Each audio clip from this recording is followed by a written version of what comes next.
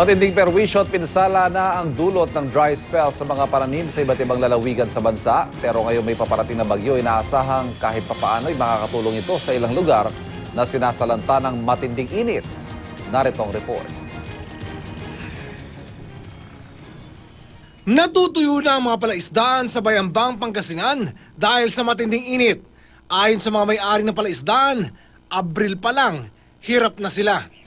Ang mga alagang bangus at tilapia, pinagsama-sama muna ng kulungan para lang makatipid sa patubig.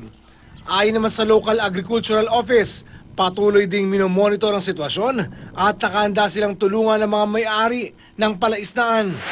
Sa probinsya ng Albay, perwisyo rin ang dulot ng tag-init sa mga pananim. Sa bayan ng Santo Domingo, mabilis na tuyo ang hektaryang maisan. Damay rin ang iba pang pananim na gulay. Tsak na malaki raw ang lugi ng mga magsasaka kung hindi nila maibibenta ang mga produkto. Nagsimula na kasing mabulok ang ilan sa mga ito. Isinailalim na sa state of calamity ang Pikit Cotabato dahil sa epekto ng dry spell.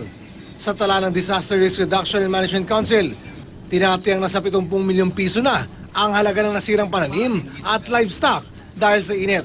Gagamitin ang Quick Response Fund ng lokal na pamahalaan bilang tulong sa mga sakahan at poultry farm. Nasa ilalim na rin ng state of calamity ang Coronadal City dahil pa rin sa matinding init. Aabot na kasi sa 3,000 hektaryang sakahan ang apektado ng dry spell.